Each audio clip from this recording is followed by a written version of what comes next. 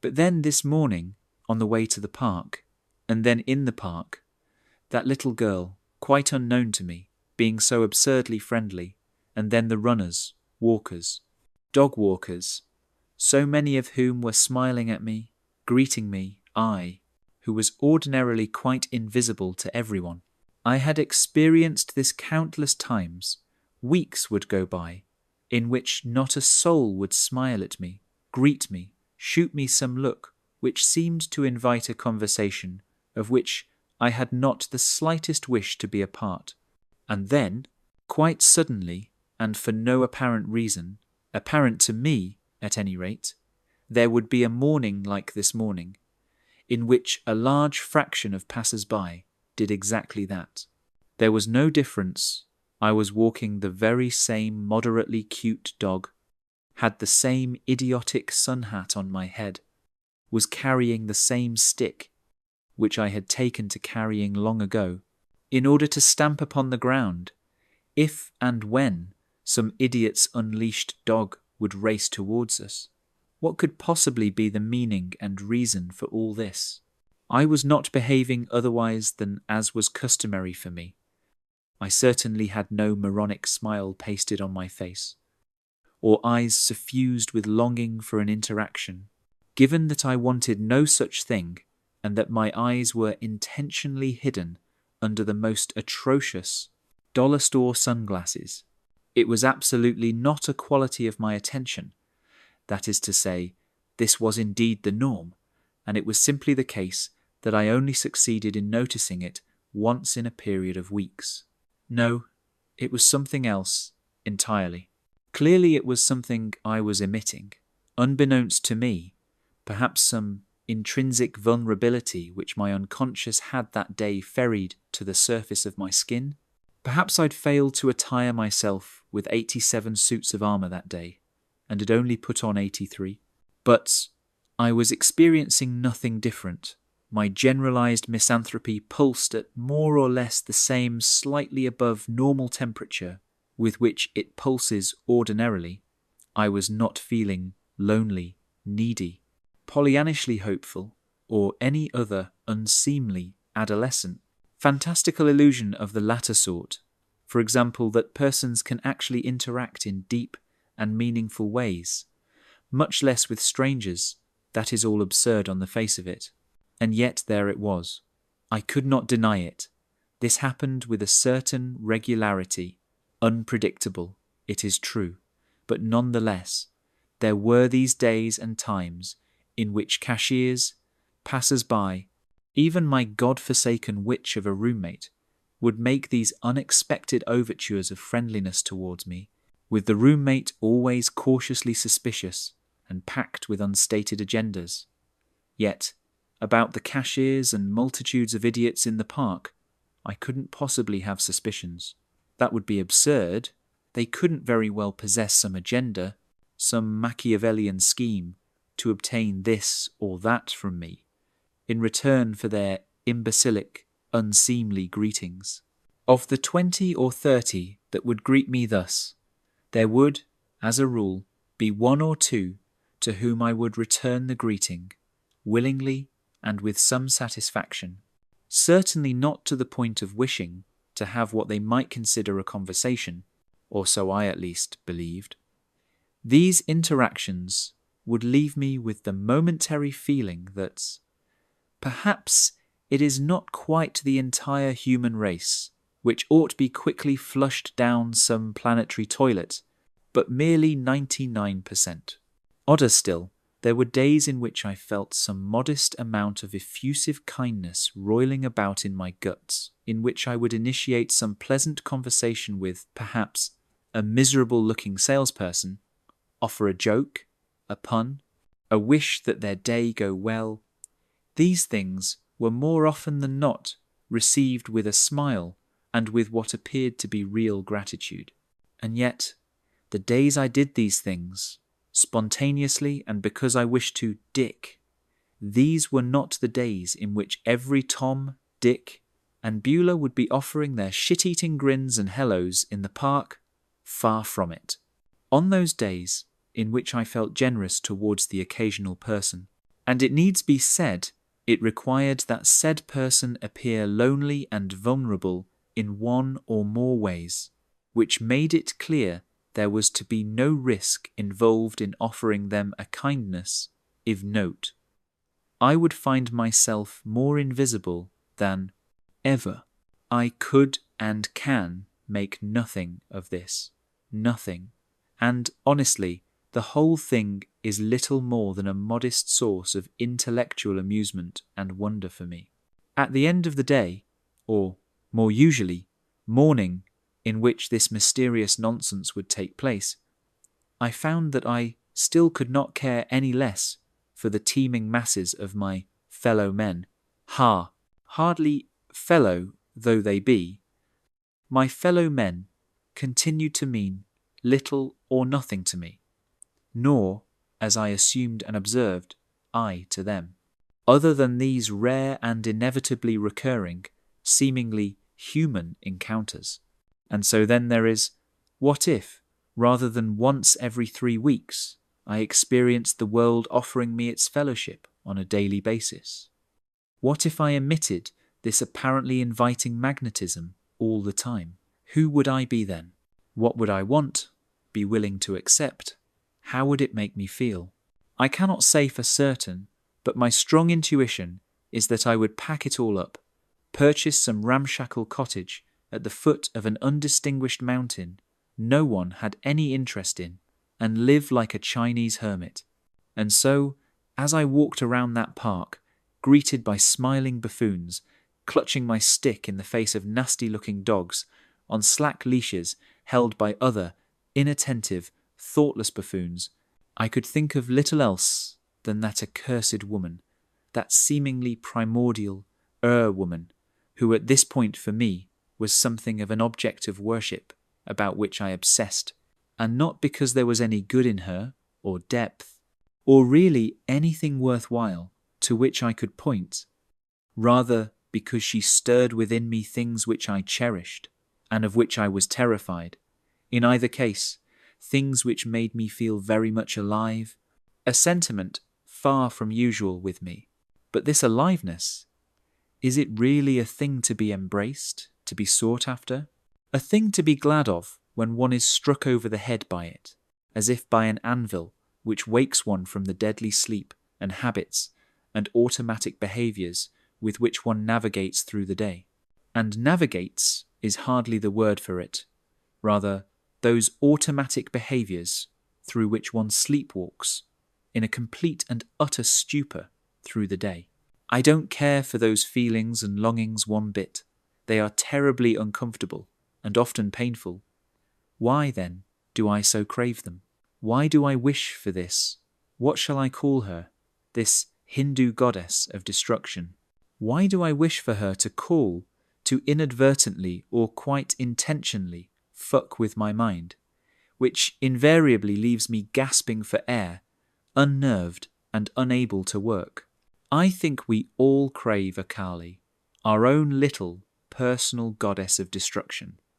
We all want something, anything, anyone to pull us out of the straitjacket in which we find ourselves, in which we awaken already dressed, to punch through the pulverizing, perfectly idiotic sameness which is our lives. We are all very much like those laughable or pitiable, depending on one's mood, teenage girls who cut themselves, different only in our not being brave enough to cut ourselves. And so we wait for phone calls which never come, for life which never starts, and for illness and death, both of which will surely come. We wait, or I wait, for life to finally, decisively happen to us. If it fucks us over, so be it. Anything is better than this seemingly endless, grey, unchanging Route 80 passing through endless flat, tedious landscapes on the way to what? To the slaughterhouse. After driving 1,500 miles going west on Route 80, one suddenly sees in the distance stunningly beautiful, surreal blue mountains appear and grow ever closer. In life, in my life, I see no Grand Tetons, only the slaughterhouse. If I'm lucky, there will be a phone call or its equivalent, which might invigorate me for 10 minutes, at best, causing me to momentarily feel half alive, only to be quickly snuffed out. There are to be no blue mountains. There were never to be any blue mountains. Those mountains I did see when I actually drove those 1,500 miles, when I saw them arise, as if dropped by some benevolent god. On a momentary whim, I felt them. I inhaled them. I was young. The world was very far from the cesspool of filth it is for me today, from which my hand might occasionally emerge to answer a phone call, in hopes of some sort of benevolent distraction. I suppose Lacan, that phony, would call it jouissance, but the term really explains nothing. It's just a word, pasted onto living experience, which cannot touch it, explain it, or help one understand it. It's one of the ways in which that clever charlatan bamboozled his mystified acolytes in his curiously successful attempts to install himself as a cult leader, worshipped by dunces, and, needless to say, to enrich himself as a result. I wish to die, Jacques. To be a tad more accurate, I wish to never have been born. But who amongst us is that lucky, pray tell? I am a ruin, but hardly a grand one. No one wishes to visit me. Oh yes, there are those dunderheads smiling and saying hello on odd mornings every 3 weeks, yet the fact remains. I've been whipped and scourged and flayed alive, and what hasn't killed me has left me a pile of crumbling rubble in the trunk of some battered and bruised old black car, driven by a mad chauffeur, hell-bent only on keeping that trunk locked shut. That is until he turns up some gravel road and parks a few 100 yards from the slaughterhouse. Oh, he'll pop the trunk and wake me then. It's his payday, his fondest wish, and his final release from this lunatic, meaningless, hateful expedition to which he's been consigned. What I'm more than a little unsure of is which of us is to be slaughtered there, or if it is to be both of us, and of who is to then be born or reborn. On a walk with the dog later that same day, taking more or less the same walk in the very same park, I decided to engage in something of an experiment. I would adopt a looser gait, swing my arms a bit wider, or even swing them at all.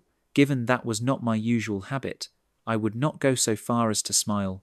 No, that would not be on the menu. I would instead raise my head a bit from its customary position and take care to keep my fingers and arms more or less extended, that sort of thing. I thought it all not very different from making this or that expression in front of an aquarium of fish, or perhaps of seeing if my swinging from side to side might have this or that effect on a terrarium full of gerbils. The experiment had more or less that level of emotional engagement. I was now a parlour game, played by myself, with myself, in some interior parlour of myself, which might very well have had a subliminal agenda of which I was unaware, that is true, but to which I ascribed, in its entirety, an honest and simple wish for intellectual stimulation of a fresh and novel kind. The park was not crowded, and those who were roaming about in it were of an especially disagreeable sort, or so it seemed to me. So much so that I was, at first, tempted to abandon the project, for if it were to proceed, my goodness, there was a chance I might feel compelled to smile back at miscreants for whom I felt only contempt. But I carried on, and discovered to my amusement that although it did not even remotely approach how different my experience of others would be on those dramatically different days, which would occur once every several weeks, which I described above, there was a perceivable difference. What to make of it exactly, I was unsure. For one thing, I could, perhaps, use it to my advantage, although I racked my brain to imagine such a situation and, truth to tell, of what such an advantage might even consist, I am hardly a foe of hypocrisy, when it serves me and does no great damage to the other. But more interesting than that, it implied that there must have indeed been a difference in my gait and demeanour on those days, far greater than the one which I now voluntarily adopted, and which must be, and have been, the cause for the difference in the reactions of others. And yet this seemed not to suffice, for beneath this seemingly absurdly simplistic solution, I intuited another, far more interesting one, and one which I very much preferred, that of some sort of supernatural guidance which forced both me and them to shuffle along and interact in one particular way on a given Tuesday and another the following Tuesday. As if there were a sort of teleology behind all this, leading not to an ultimately happy outcome, for there are no happy outcomes, a very different sort of teleology, serving a purpose no mere human being could ever possibly intuit. Whether the world is deterministic or not is irrelevant, for the supernatural guidance of which I am speaking, of which I would sometimes find myself aware, which I often feel to be the case, and more than suspect is the case, could exist either in time, right beside, beneath, or above us, or stand outside of and apart from it. Yes, I see it. This is all threatening to devolve into laughable, easily dismissible God nonsense. I, on the other hand, have very different things in mind, which I am not capable of formulating in a methodical, rigorous, or coherent way, yet which excite, compel, frustrate, and frighten me all the same.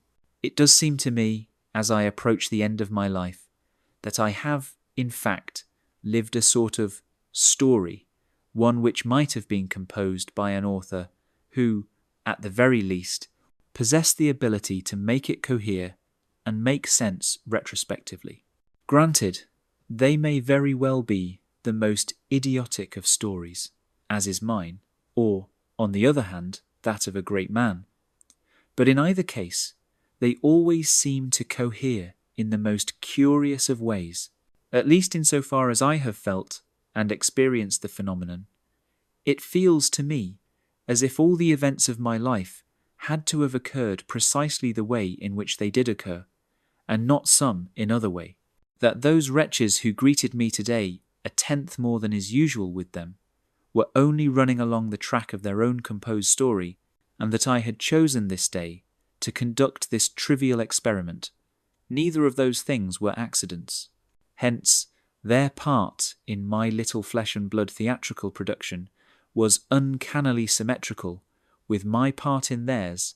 There is this hand, if you will, operating from above, from beneath, from within, which pulled and pulls me along through my days, so much so that when the day arrives in which I become unable to deny that I am very near the end of my life, I shall look back in astonishment at its intricate, seemingly composed latticework, which is not to say that my astonishment will not be composed primarily of horror, regret, disgust, the wish to never have been, and 1,000 other abominations, but none the less, as if the damn thing somehow coheres, is all of a piece. On the other hand, this intuition, such as it is, and that is what I call it, may be the purest drivel, faces in clouds, melodies in the sounds of car horns, or the arc of a love affair, which I felt as if I had observed and experienced, but which never actually occurred, for the one that did actually occur was so profoundly other than the story with which I soothed or tortured myself, that I can only conclude that the former was only the product of my imagination. And so I am left with, what? Idiots in the park. Time wasted thinking about. Nothing. Navel-gazing of a reprehensible sort. Amounting to the perfectly insipid, yet somehow seemingly monumental conclusion, perhaps I can swing my arms about, walk with my head up a bit more, that sort of thing.